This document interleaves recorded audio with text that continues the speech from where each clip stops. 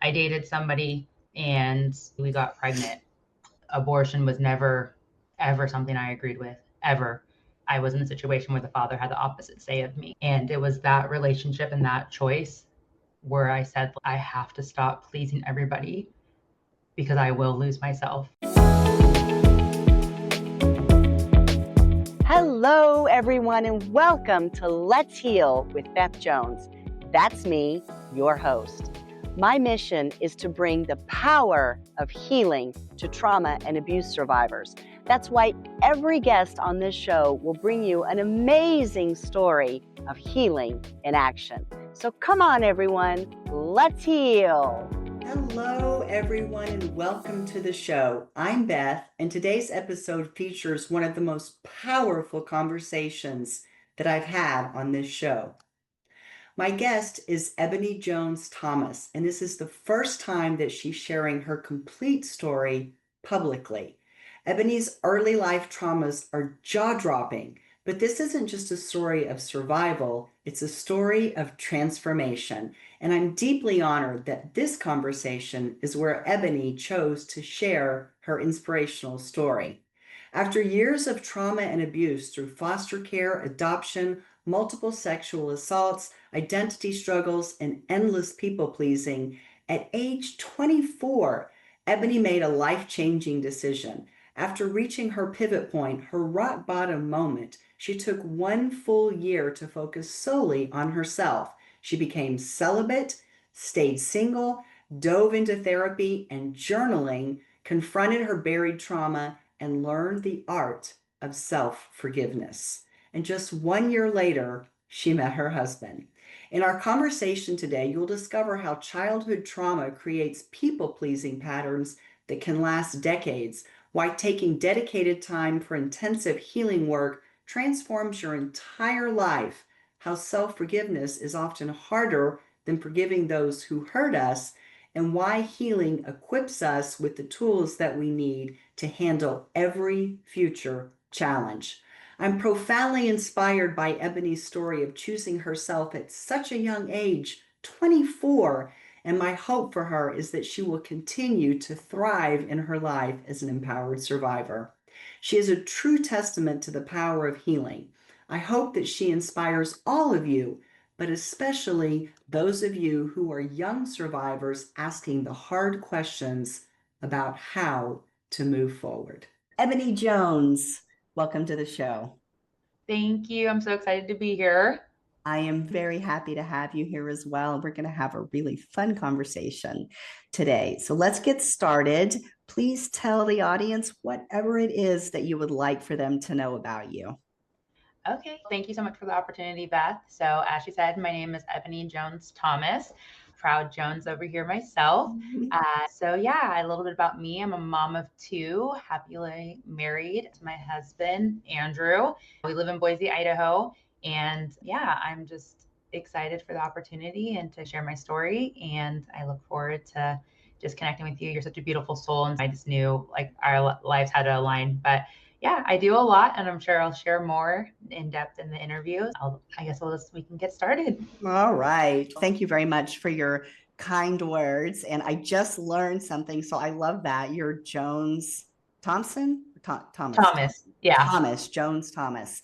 Yeah, I just got engaged last week and I'm going to be Jones Anderson. So another way that we're parallel tracking, and that's because I fought really hard to take the Jones name. It's my maiden name, and I had another last name for many years, and I fought really hard on the backside of my healing journey to get that Jones name back, and I wear it very proudly now. Right. Sort of a badge of honor for reclaiming myself and who I was born to be. And now that I'm going to get married, I'm like, I don't want to quite give it up. So I'm doing the same thing, going the hyphenated route. Yeah, another commonality that we have. That's super cool. Yeah. All right, we are going to talk mostly about your healing journey and learn some of the great things that you're doing, because you are doing some really wonderful work in the world. And I do want the audience to hear about that. But you have a very interesting background as well, things that you have been through in your life that put you in the place where you needed to heal. And so let's back up a little bit. And I would like to invite you to share whatever it is that you would like to share about the pain and the suffering that you have been through in your life. Of course. I feel like my trauma really started from the time I was born. So I was born to a prostitute. I was the result of a one night stand. So that story right there is not the normal everyday. She did do drugs while she was pregnant with me. I was severely underweight. They had to detox me right out of birth. And I spent a couple weeks in the hospital just to make sure I was alive and before I could be released. When she got out, it was a lifestyle that she was trying to leave. And unfortunately, her pimp did not agree with her. And ultimately, that took her life when I was only 9 months. A big part of my trauma was my grief story of that. So many people were like, we never really knew her. So how can you be sad? And for so long, I felt that. So I wasn't really sure how to grieve or even if I had the right to do. So she was killed when I was 9 months, and it was a very brutal murder, as I later came to find out when I was 16. Just the depth and brutality of her murder when I was so young. And then I was placed in foster care. I had split custody with my birth dad, who happened to also be her pimp. So you can imagine that it was not a great life back and forth with him. High drug use, gang violence, women in and out of the apartments. He was trying to prove to the state that he could take care of me, and that resulted in him putting me in the front bedroom so that when drive-bys happened, he was safe. Yeah, and I had bullets flying through my bedroom at the age of 2 years old. I still vividly remember just the gunshots, and I'm to this day deathly scared of guns. So at 5, I was adopted out. He fought my parents, who are my adopted parents now, for custody. He decided that he wasn't going to show up. He really only wanted custody for the Social Security check that I got from my mom's death until I was 18, but he couldn't be bothered to go to court and prove that he was a fit father. So my adopted parents eventually won custody. And I wish I could say that after that, life was great. I really do. And in parts, there was, I would say, a lot of the Cinderella story. I always say I went from rags to riches. So I lived in the inner city in Gresham, Oregon. And if you've ever been there, it is very drug heavy, a lot of killings and gang violence. So I was lucky to be removed out of that. And I think I thought that the trauma was going to stop. And then I was a minority, so we were one of the only biracial families in my neighborhood. I went to a school with maybe 8 other Black kids. And so the identity challenges that I had of just trying to figure out where I belonged, where I fit in. And also I was like one of the only adopted people in my community. And so when you're 5, you don't really understand what adoption is or how you explain that to people who don't have it and who have never really seen it, or trying to explain why my mom was white and I was Black and I didn't look like the rest of my family. And so there was like that identity trauma. And then when I was 10 was the first time that I really remember the first time I got sexually abused. And it was by a neighbor's nephew. And it wasn't the traditional type of abuse. It was, I always say, thankfully, he didn't touch me, but he made me watch some lewd acts, and he would do things that any 10-year-old would be traumatized. He killed an animal in front of me. He and would say that it was my fault because I wouldn't watch him masturbate or please himself. He tried to get me to touch him, and I eventually went to my dad, who just told me that I didn't have to go over there anymore. But it didn't really put an end to it. Like nothing was done. It was just like, oh, we'll just remove you from the situation and all will be good. And then they say that when you're a victim once, it's like you carry like the scarlet letter or have a sign on your head that says you're vulnerable. And unfortunately, it happened again the next time I was 14, and it was by my brother's best friend. It lasted for 6 years and really took most of my high school year life. And I think that was the hardest because it was somebody that my whole family had trusted. And to this day, he's still a part of their lives. And when I was going through my journey, I had forgiven him. And then I thought when I came out to my family that they would ultimately choose me. And when that didn't happen and they decided that I had healed enough that this person can remain a part of their life, reopen that wound. And I'll share a little bit more about what that looks like today. But yeah, so that happened. And then really the last brutal attack was when I was 19. So I had removed myself from my family and I was on vacation, just looking for an escape to get out. And I was in Florida and I was brutally raped by somebody who, and it's interesting because sometimes things trigger it. Sometimes I can talk about it without getting emotional, but other times it does just hit me like a ton of bricks. But he broke a couple of my ribs and he had choked me so hard. I had choke marks. I went back home to Oregon wearing a turtleneck so that nobody would see that obviously something violent had happened. And after the assault, he told me that I should thank him because he didn't kill me because he could have. And what's crazy is that in that moment, I did. I said, "Oh my, you're right. Thank you for not killing me." And he gaslit me so much and said, "Who would care about a Black girl from Portland? You're in Miami, you're in a cheap hotel. Nobody, like the police wouldn't care. They would just find your body and you would just be another number on their tally." Moment, I really believed him and I never came forward. I never pressed charges because I had such low self-esteem. And yeah, I was really lost at that time. And it took me until I was about 24 before the real healing, I think, truly began. So that's just a little bit about what it was. And it impacted a lot of my life. It took a lot of my life, in all honesty. I would say my 20s was heavily impacted by it. And of course, college. But yeah, I'm just glad that I made it to the other side because there was a lot of days where I thought I wasn't. Yeah, so can I just say, it's the second time you've told me that, and you shared some things today that you didn't tell me when we talked before. And can I just say that I think I've had the pleasure of meeting you in person, and you are a very warm, vibrant light. You really are. You radiate peace and joy and light. And I just have so much admiration for you. That's gonna make me a little bit emotional. I don't do this very often with my guests, but I have a lot of admiration for you because not one thing that you've survived any human being should have to survive, and you've been through so much, and to be the person who you are despite all of that is just a testament to your strength and your courage and the person who you are. So thank you for sharing, and thank you so much for who you are. I'm just delighted to know you. Thank you. And I just want to touch on something that you said, is that you said that no person should have to survive that. And I agree. And I think when it came down, when I became an adult and the decision was, could I resent every person on this planet? For sure, I could. I was told I was meant to be a statistic. I shouldn't have made it this far. Really, all the odds were stacked against me. But I remember being at my lowest, and I always say I would never wish it upon my worst enemy. The one thing I hope in this world, and I know I will never see it in my lifetime, is that nobody will ever have to be sexually assaulted or raped because it takes so much of you. And I never want anybody to ever have to live that, nor go through it, or have to fight the fights and demons that I had to fight. And I think it's why I do my best to spread just warmth and love. And I want people to know that I'm a safe place because I've been there. And if I can help one person see one more day on this lifetime or on this earth, I think my purpose is that. Yes.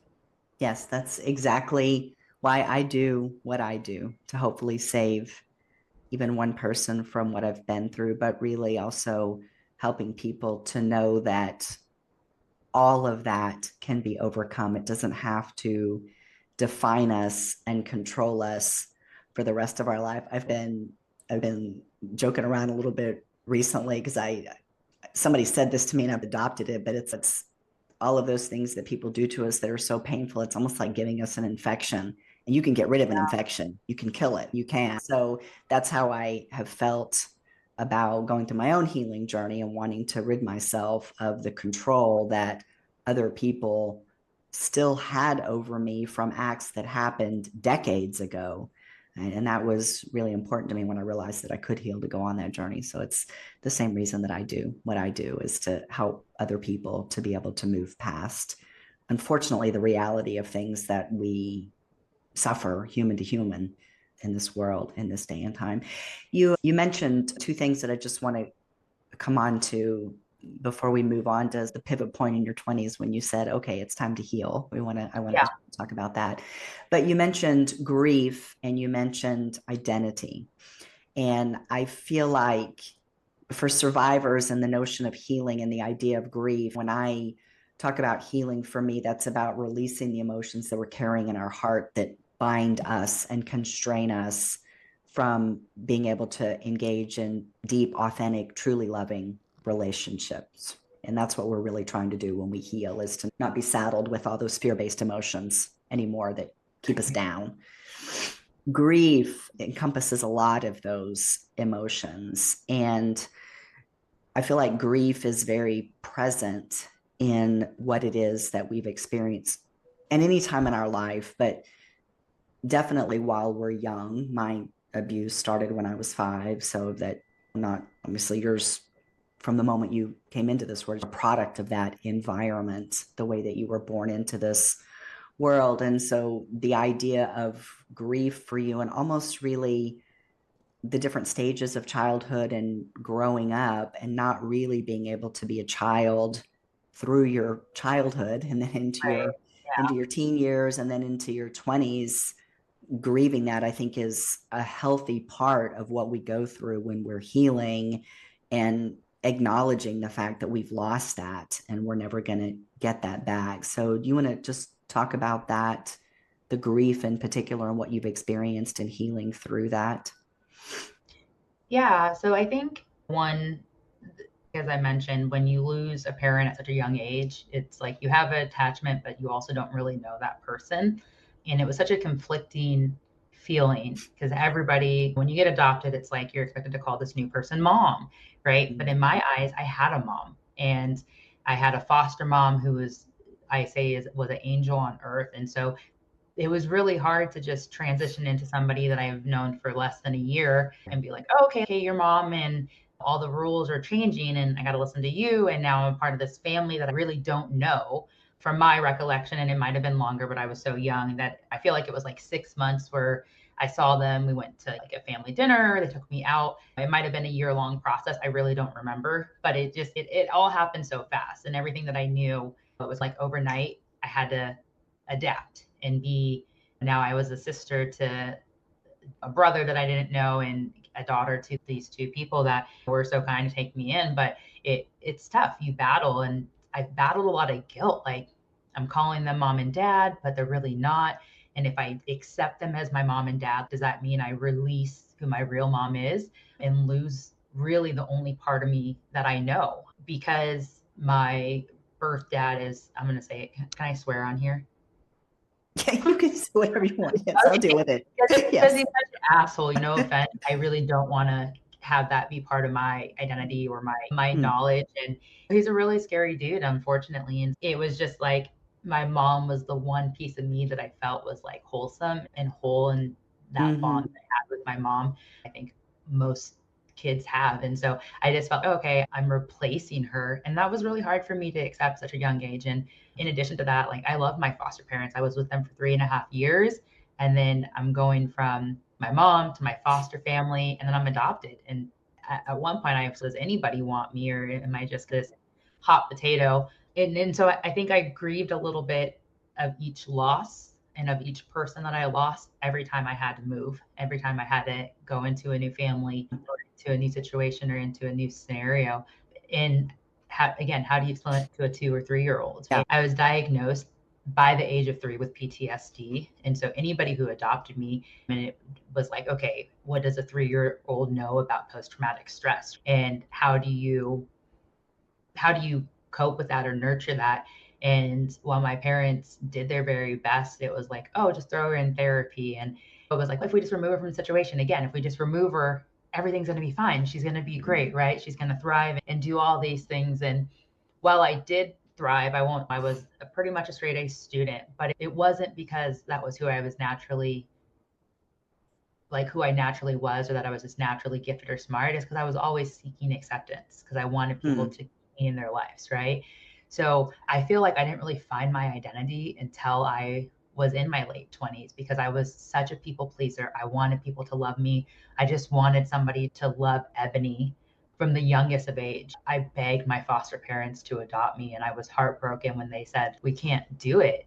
And I just didn't understand why when I was 3. And then when you get adopted, that tie gets cut. My adopted parents were luckily let me keep communication. But that's not always the case when you get adopted out. Usually ties are cut and you move on. Like these people that I loved and adored, I wanted to be my parents. And then it was like, no. And then again, I was just placed into a whole new situation, a whole new house that was 30 minutes from the people that I knew and grew up with. And then, like I said, even when I got adopted, they tell you like, oh, we love you and we accept you're ours now. But I still felt like I had to prove myself. They had a biological son. I've always felt like I had to be just a hair better. I had to be better in school. I had to be on the straight and narrow. I feel like there was things he got away with, maybe because he was older and a boy, but like that if I crossed those lines, oh, like my life would have been over. And I feel like that identity lost really started to come out when I was in my teens, so 16, 17. Yeah. So to me, if you ask my parents, they'll say I was the rebellious one. And I just say I was just the one that got caught because my brother for sure also had his rebellion years. But I think they had a little bit closer of a hold on me just due to my past. Like I wasn't allowed to go to Portland or drive to Portland by myself when I was 16 because that's where my birth family lived. Yeah. And that's where my birth dad was. But I didn't know at the time that they were trying to protect me. I was just like, you're just trying to like take my independence. So I did rebel. I also just really didn't know. And I think my parents were also trying to shield me from like, how much do we tell her about her past? Like, when is she ready to learn the truth about her dad, the truth about her mom's death? And I actually only found out because I broke the rules in my house. I went through the cabinet and I found the court records in the police arrest record of my mom's murder. They didn't tell me. I think they were waiting until I was 18 because it was so gruesome. And now I understand why. Again, I was searching for all these answers of who am I? Yeah. And nobody could give them to me. And actually, my birth dad, who's on my birth certificate, who was the gangster, the bad guy, we think now, I live at 16, we actually determined that we don't think he was actually my birth dad. So I actually don't really know who my birth father is. Interesting. And it was because we went to a home show and somebody was like, oh, is she Indian? Talking about me. And my mom was like, no, both her parents are Black. And the guy was like, no, this fringe. So this fringe is like of my hairline is Indian, like East Indian. And then my mom was like, okay, so now we have this added layer. Yeah, I can totally see that, how that might be. And if you see my could have some truth to it. Yeah. And if you see my oldest son, he for sure has my Indian features. And like looking back at pictures when I was 5, I was like, oh yeah, I have the straight hair, that kind of like brownish orange color. Yeah, I was very like, it was very obvious that who was on my birth certificate was probably most likely not my birth dad, but was just, like I said, he was my mom's pimp at the time and who she was dating. It just made the most sense. But I was like, okay, so now there's this added layer and I'm still on that journey and figuring out, okay, like who is my family and will I ever get to meet them? But yeah, so that's like I said, it was a lot of grieving. And I think at one point in my 20s, I accepted that if I didn't know my background, I was going to be okay. And when I stopped the search of being told who I was or needing something to validate who I was, to say, oh, yeah, you're really Black or you're really half Indian or this person really isn't your dad, this monster that you've grown up with, I just released it. And I said, it doesn't really matter because I'm Ebony. And at this point forward, I can be who I want.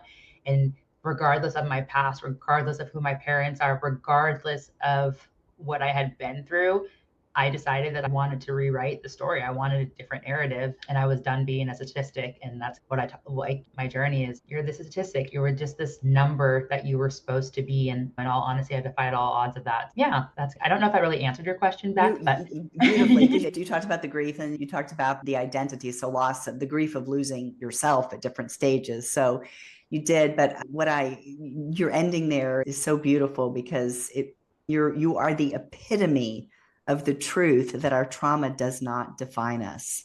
You really are. And I just love that. I love that for you. It's so beautiful. It really is. Just a shining testament to that truth. It's wonderful. Yeah, it is.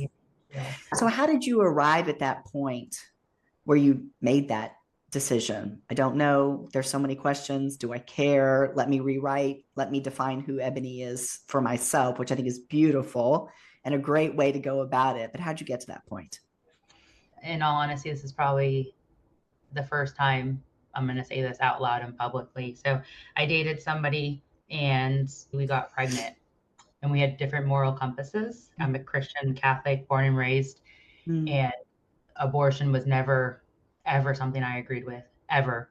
And when people say that the father should have a say in it, I always say I was in a situation where the father had the opposite say of me. And it was that relationship and that choice where I said, I have to stop pleasing everybody because I will lose myself. That moment in my life was the one that was hardest to forgive myself for. And it's still something that I work through every single day. But it was the first time in my life that truly something that was morally wrong to me that I said I would never compromise on, I did to please somebody else. I did for somebody else's love. And he had made a comment when I was 13, when I was like, not 13, like 10 weeks pregnant, when I was like, my options are we keep it or it's adoption. And he was like, I don't want to put our kid up for adoption and have them get touched by their Uncle Sam and their brother's best friend, which was my story. And yes. so it broke that broke me. Yes. And then it also showed me his true colors. Yeah. That somebody who really loves you say that. And then there was somebody else, a young love that I had reconnected with after that, who had told me that I don't think I could have loved you if you would have had that person's kid. And it just something that was also very painful. so painful and so devastating. And somebody who I was like my 18-year-old love, who I thought really loved me. And I just said, that's not something, as you watch me literally break down from this decision, tell me that you wouldn't have loved me if I would have chosen the opposite. And it just, so after that, after me and that partner had broken up, I took a year for myself. And that was when I was 24, going into my 25th year. And it was the year of me. I was celibate for a year. I did not date. I was like, I had finally come out to my family about my brother's best friend, and the results were not what I expected. And I said, if I continue letting everybody else have the power over my happiness, it will destroy me. I have had multiple suicide attempts in my life, and it just, I remember sitting the last time I lived in Arizona, and I was sitting in my car in front of Tempe Town Lake, and I just kept thinking like, man, I really hope one day I don't want to drive off of this bridge. And I said, what would life, like, is it even possible? And that was when I decided like I had to choose me.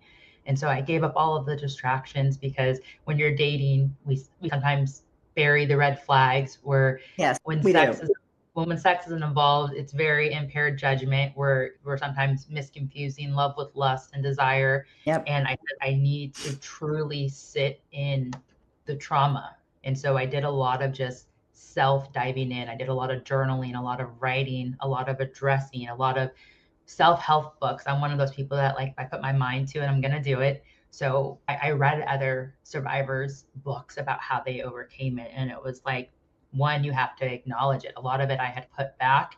I wanted to deny that it wasn't as bad or downplay it to other people's ideas that it wasn't. And I had to focus on releasing. But I also recognized at 25 how much control and power these men, these people in my life had already taken. And every day that I continued to let that control me was another day that they had power. And I wanted to release it so bad. So I spent a year doing that. I spent a year diving into running. It was the first year I went pro as an athlete and focused. And I think that journey also shows my triumph is I was releasing just the weight, and I got faster into that next finish line where really I could be at my peak. And I had lost weight. And I think a big part of my identity was, of course, how I looked. And I think after you get assaulted so many times, you're like, I'm just unattractive. Maybe it won't happen. So I gained weight. I was 200 pounds because I was just trying to hide. I didn't want to be visible. I wanted people to see me, but not see me. I didn't want people to think I was attractive because I thought if I'm not attractive, maybe people will stop touching me. But at the same time, again, there's another part of my identity is I was always an athlete. I was always active. At 200 pounds, it was a lot harder to do the activities that brought me joy. So here these people were continuing to take my power, continuing to take the things that sparked life into me.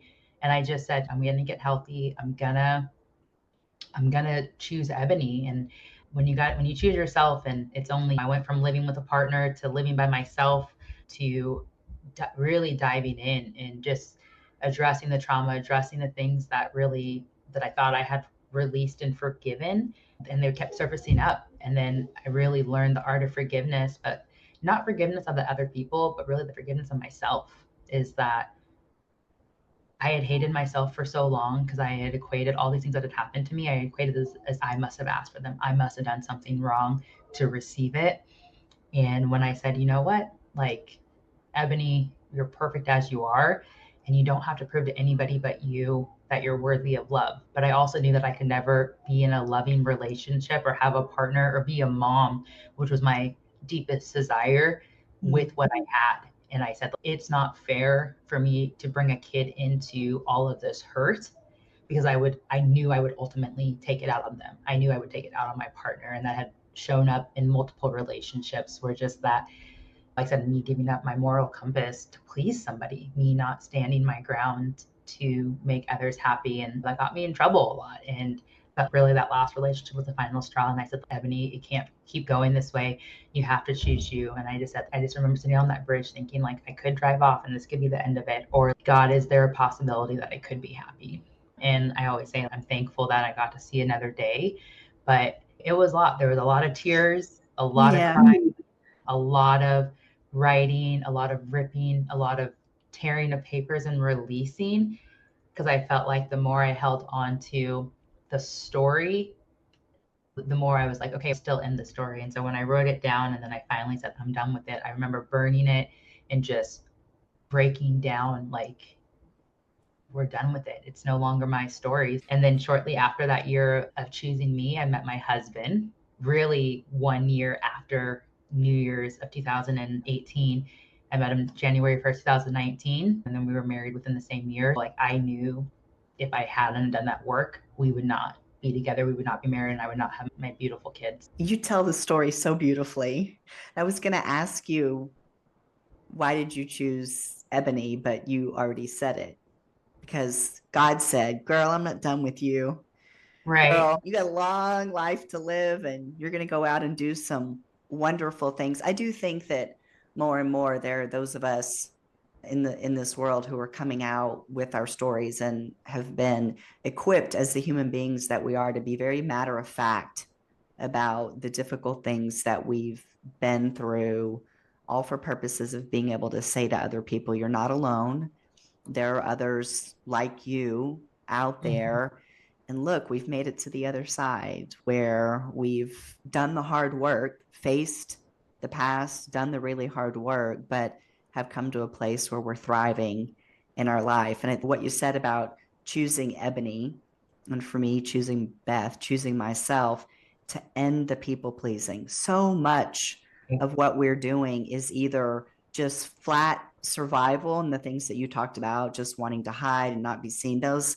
And it's because we're asking ourselves all of those questions. I've been through the same journey where I had periods of time where I really just didn't think that I was lovable. And I think a lot of that people pleasing and the idea of being unlovable goes back to the things that we experience as children. I think there's actually studies out there, people are looking at it more, that today, for somebody to say that a child was diagnosed with PTSD at 2 or 3, actually, I think what I'm hearing more and more now, the research, and you have more and more clinicians and researchers who are saying that's actually when it can really be the most damaging. And so you being 2 years old and living with gunfire coming through your house, of course you are terrified of guns and don't. That's very natural, right? And for you to have PTSD responses around all kind of loud noises would be very logical. And so that earlier that we experience those things, I think the more damaging that it is in terms of who we are, what we do to ourselves, and really this idea of we just become people pleasers. Right? We're just doing anything that we can to somebody show me some love, but unfortunately, Choose me. I always said I was a pick me girl. Pick me, choose me. Like I want to go to the birthday party. I want to do this.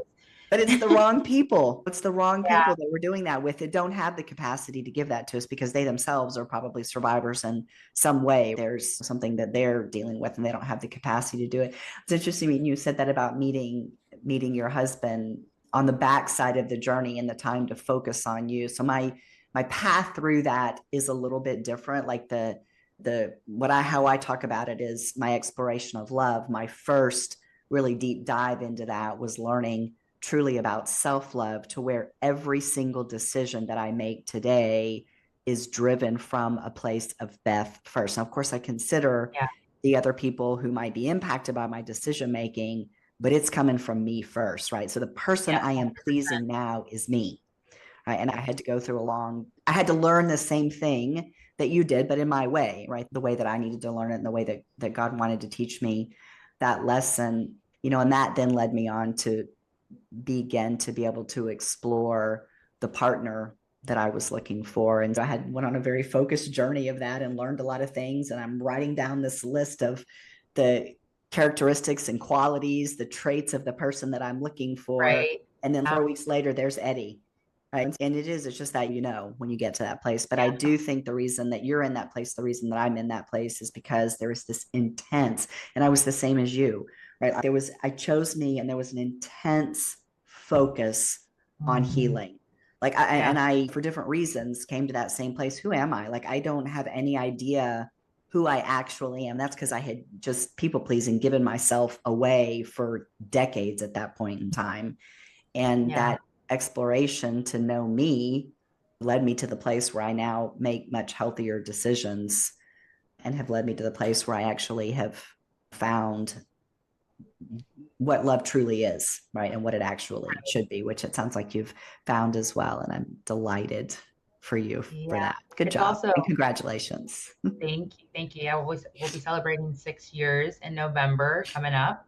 But it was interesting. And during my journey, I will say I had one friend who, she was like my going out girl.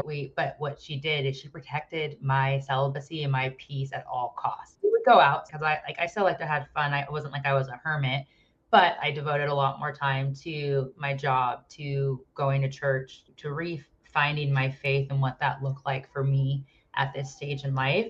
And I remember if any dude tried to disturb my peace, she was like, nope, get away. So I do have to say, I did have somebody in my corner that really helped protect that bubble. Because again, you can easily get influenced. Oh, he wants to date me. Like and she'd be like, remember 1 year, let's go. What's this journey like?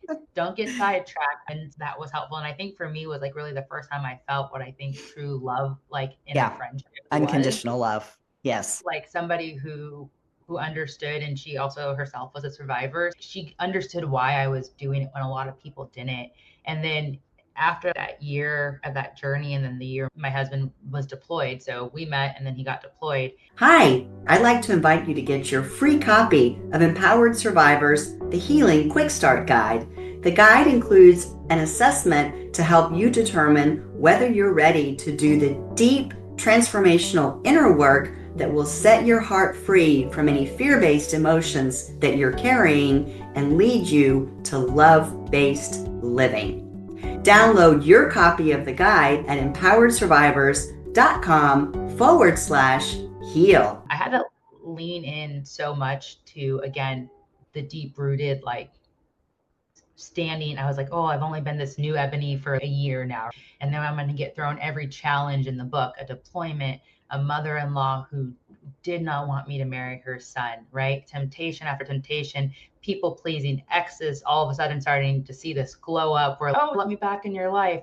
Just a lot of noise that I think really, again, could have broke me down to be like, let me please all these people, let me do this thing. And the rejection from my mother-in-law, I'm going to say, I want to touch point on this because I know a lot of women experience this, where we're not good enough for their son, right? He is the only boy, one of 4 kids, but has all sisters. So the only boy, the one to carry on the family name. And I remember when she wrote me a personal letter letting me know that the whole family thought I was wrong for Drew. Oh, Ebony, I'm so sorry.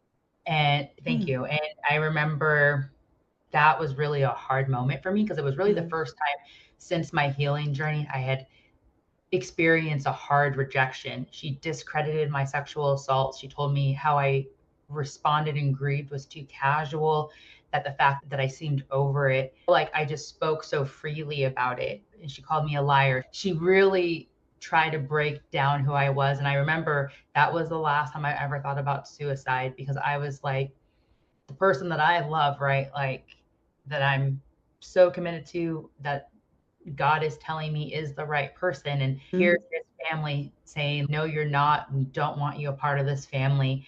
Really tested that previous year. And if I hadn't done that year of me, I don't think I would have survived that. I don't think Drew and I would have been together. I think I would have said, you know what? I just want to keep the peace.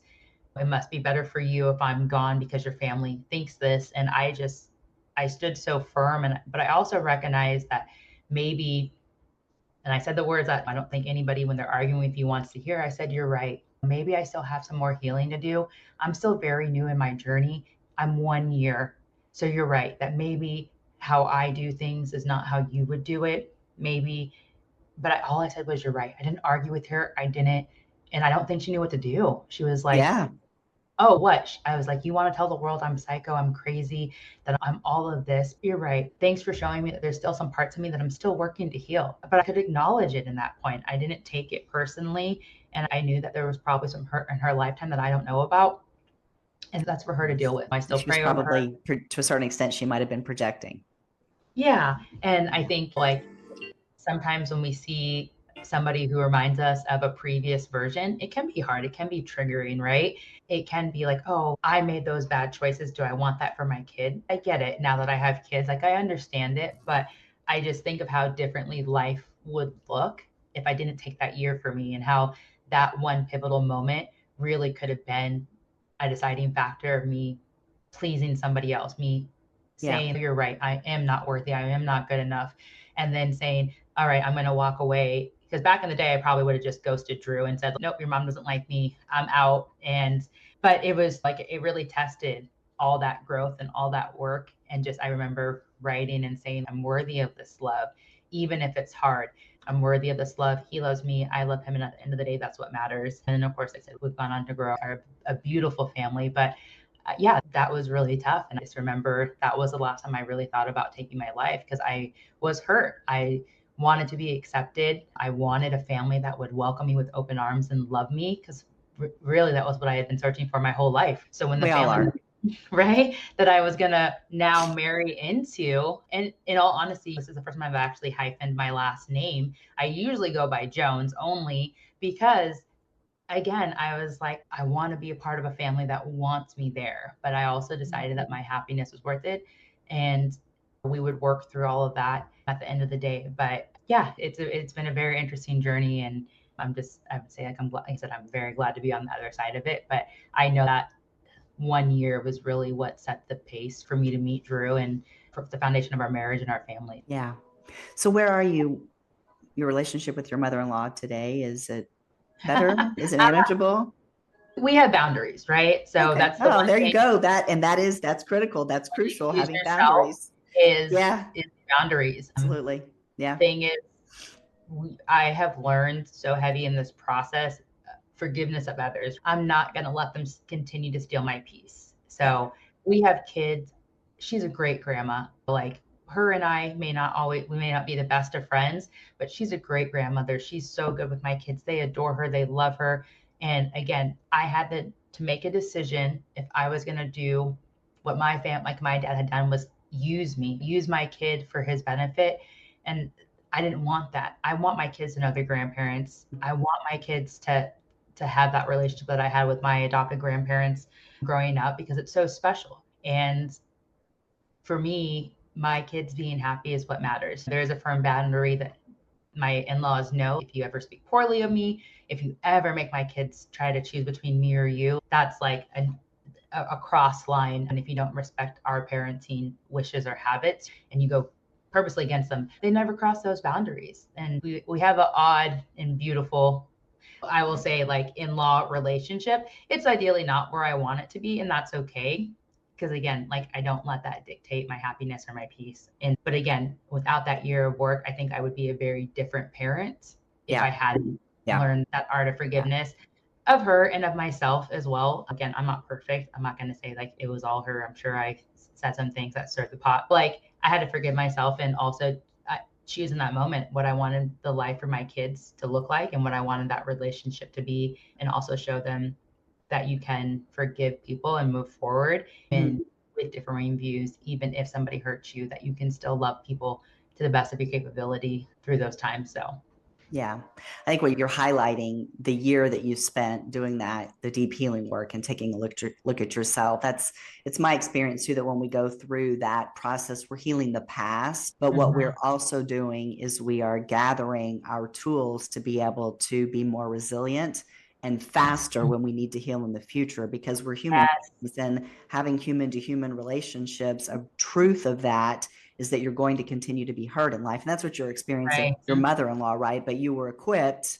through that work you did in that year, really focusing on you and healing. You gathered all those tools to now to be able to deal with her and potentially other people who will come into your life in the future that are challenging. And I love you talk about setting boundaries. It's one of the things that I've learned in the way that I think about relationships. I look at the unhealthy versus the healthy. And in the unhealthy relationships, we have to make a choice. You really have three choices, right? You can either keep going in the relationship as it is, where everybody's miserable, including you. You can sever the relationship entirely, but there are a lot of relationships that you don't really have the luxury of doing that. You need to be in the relationship. And so you have to figure out how to be into it where you keep your sanity. And that's where boundaries come into play, right? And being very clear about what those are, and ones that are really necessary, as you've described those with respect to your kids, and then holding firm to those, and then being able to see that those boundaries are respected, I think it's an illustration of the reality of what happens, where we can get to a place where, again, you're driving it from, I'm not going to be a people pleaser, right? So I'm not going to lay down and be a doormat for you to do and say whatever you want to me and about me and make you happy, whatever that is, we're making happy. I'm not sure what. I suspect, like I said, I used the word projecting before. I suspect there's some stuff in her that you are triggering, right? Your past is probably triggering some painful things inside of her, and rather than facing them, she's just putting her hand up to you because it's too painful for her to have to look at herself. I'm experiencing something similar with my father, actually. So I've been through this evolution of the way that we handle relationships with my dad. And it is a very unhealthy relationship because he is an unhealed survivor. And I don't think he's ever going to do the work to heal. And so I've been through a lot of years of my life where I was people pleasing, right? And then as the child, as we do, and the way that we behave as a child when trying to please dad, who is challenging to about just love me, right? See me, love me, right? And a parent who was compromised in being able to do that, right? So all that classic people pleasing we do as children, the very messed up view of what love is and how we get it. Been through that with my dad. And then I had a period of time where I just cut them off. I completely cut my parents out of my life. So there's this great term out there called a parentectomy, which for those of us who have troubled experiences with our parents, lo and behold, there are so many of us who've done that, just cut them off completely. There's actually a term for it out there, which was huge for me when I discovered that when I was going through my healing process.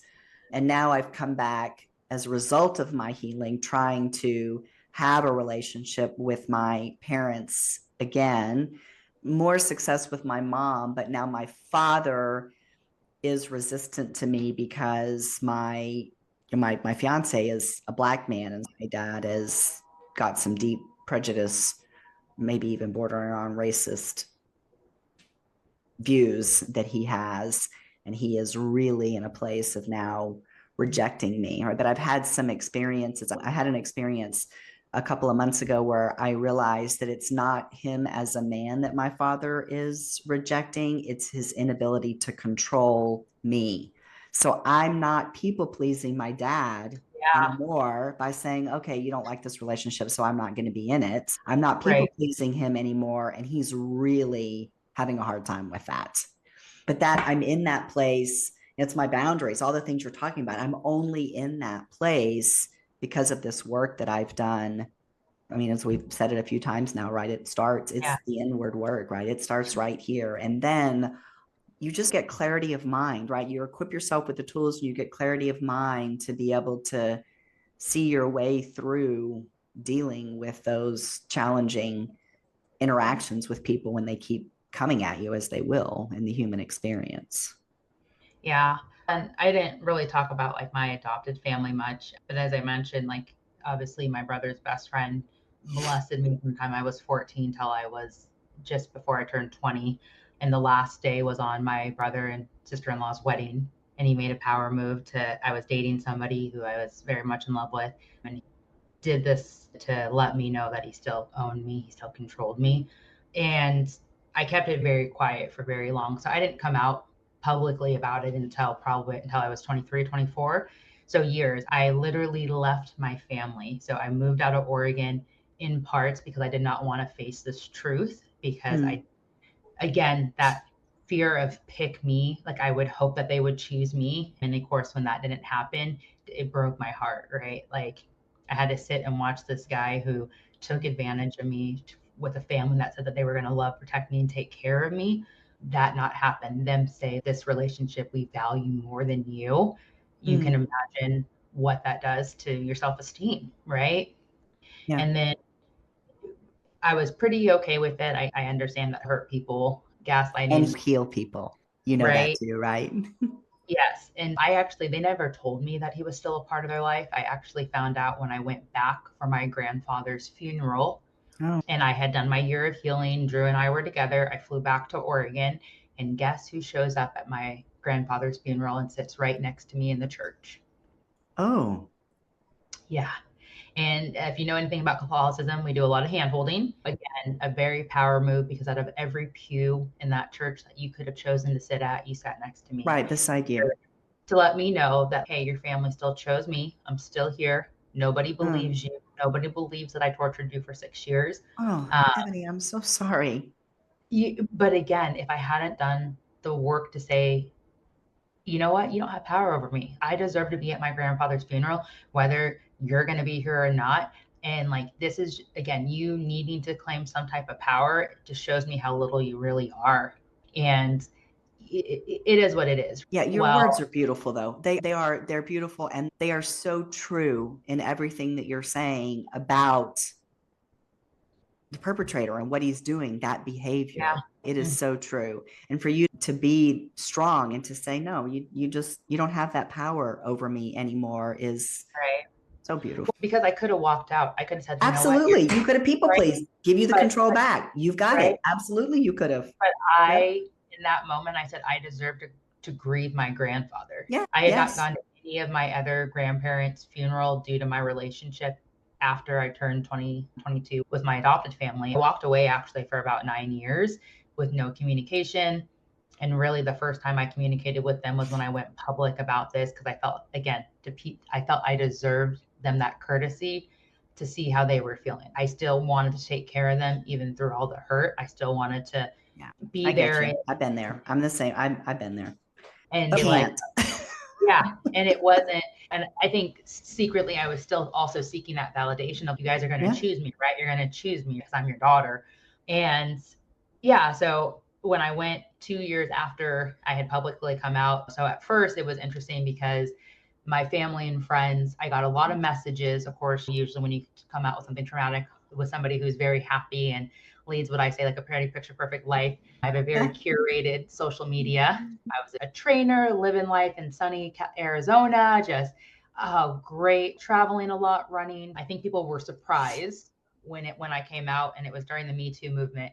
And my family, so a lot of people were like, "Oh my gosh, is it this person?" So I was like, everybody knew. Oh. Yeah, about 7 family members, aunts, cousins that reached out and said, "Hey, are you talking?" I didn't list the person's name. I just said my first experience of sexual assault that I remember was at 14. He made a comment about having a nice butt in cheer shorts and that I had really matured and grown up for my 8th grade year. And then it continued for 6 years. And 7 people said, "Oh, was it this person?" They named him. I said, "So all of you Yeah. at some point. But then 6 months later, after they talked to my family, all of a sudden now they were questioning me, and they said, is it really true? Was it really as bad as what you were saying? Did you maybe not let him know you wanted it? Whether I liked a 21-year-old when I was 14 or not, he was 21 and I was 14. So at the end of the day, like, I was a very vulnerable kid. Child. Yeah, thank you, child. I was a very Yes. vulnerable kid with PTSD who had multiple So trauma much in my trauma. life, and this person knew that. So but like I said, now my family members are questioning the validity of it because of how I acted when I was in high school, or because I didn't hold true and remain a virgin until I was married. It was like, was it that bad? Are you sure he did that? But like I said, right off the bat, everybody knew who it was. Everybody said, oh, I had a weird feeling about him. He Which always is acted weird around you, devastating. right? I always thought it was weird that your brother would go out and he would stay home, and now it makes sense. And then 6 months later, they're questioning if I was lying. And I think a lot of times people wonder why survivors don't come public. No. And I was like, because people dissected my life. They were like, you twerk, you go out to the clubs, like you don't seem like you've been sexually assaulted. And that judgment it's a lot to carry. And it's very heavy. And the one thing I've learned, and where I show a lot of people grace now, is how they choose to grieve. Because that moment showed me that people are so judgmental, but everybody's journey is different. How they handle their assault. I do a lot of work with victims now, especially in that college year, because a lot happens, right? They say you drank too much. They said that you still consented. You were the party girl, whatever it was. And so we put a lot of blame. Maybe they're right. Maybe I did consent, or maybe I did say yes, or maybe I did project that I wanted it. And a lot of them carry that guilt that I carried for so long. Oh, maybe because I wore cheerleading shorts because I was a cheerleader, that I was enticing this 21-year-old, right? And I had a lot of older men who liked me at a young age. And so to me, it was just normal, in all honesty, but none of them acted on it, right? There was two of my brother's friends who really made a move on me when I was in high school, but every one of them didn't really act on it until I was 18. But it also wasn't unusual. I was just used to it, right? It was just like, okay, maybe I did something but so many women had that guilt. But people always ask, and I see it all the time on social media, like, why aren't people coming forward? Why are they waiting 7 years? They just want a money grab, right? Like, they waited for them to be successful. And I was like, no, it's because you dragged us through the mud. So not only do we have to relive it, retell it multiple times, you dissect every aspect of our life that you don't do for a male predator. But you're trying to find a way to blame us. And for some of us, our peace is worth so much more than that, right? Like, at the end of the day, would a conviction given me anything more? No, probably not. Going after this person wouldn't have made my life better, because guess what? There's still a million more predators out there. There's still more people who are going to get hurt. And I think, but I always find that part interesting, is like just that switch. Oh, we're so sorry, to, are you sure? Are you positive? You act like nothing happened when you were between 16 and 18. Like you went out a lot. And it was just, I found it very interesting. And again, if we hadn't done that inner work, we would have responded very differently. I would have defended myself. And now I don't have to defend myself to anybody. And and I think because you're the truth. You do. You know the truth. And that's part of doing the work, to be able to say, this is what happened to me. Is we do that for ourselves, because it helps us to give respect, and that's the word I use, to the things that have happened to us, that have shaped us. And that's really important.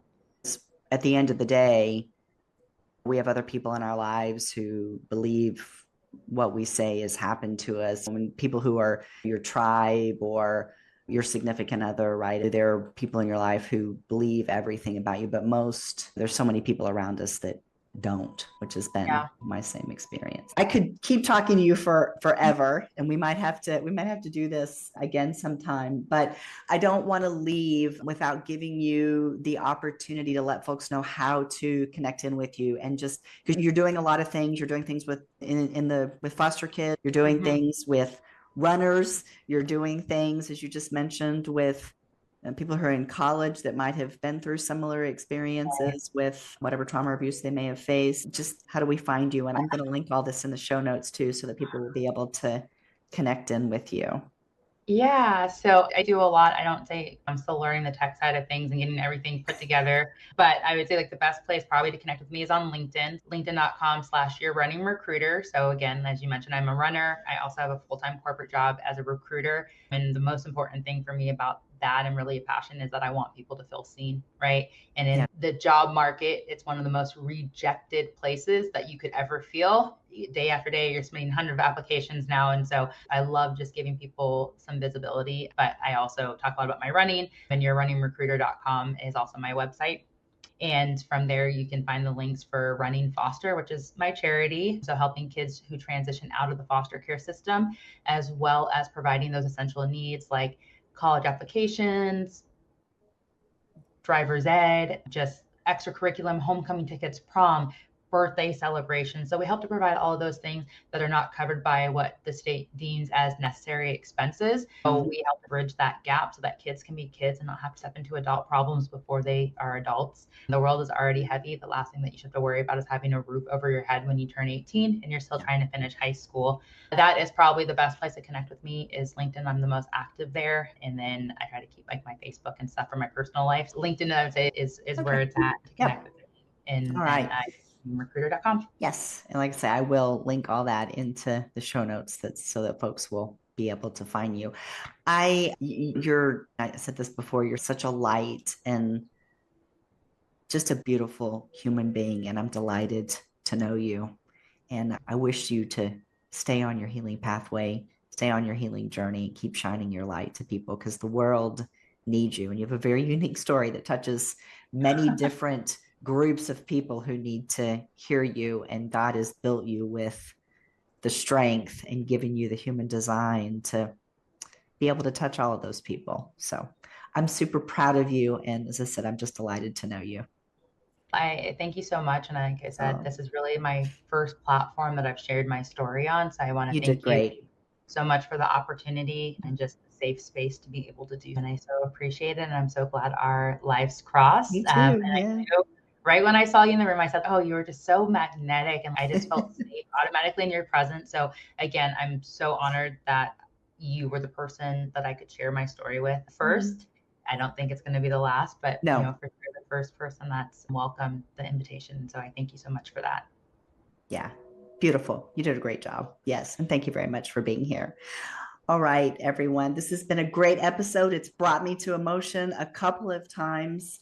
And I do hope that you will go and connect with Ebony because she is a true light in this world.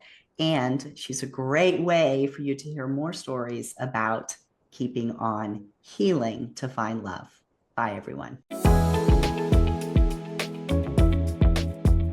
I hope you have enjoyed today's episode of Let's Heal with Beth Jones. If you did, please subscribe to my YouTube channel at Beth Jones Healing Mentor. And if you'd like to know more about me and my work to help other survivors to heal, please visit me on the web at empoweredsurvivors.com.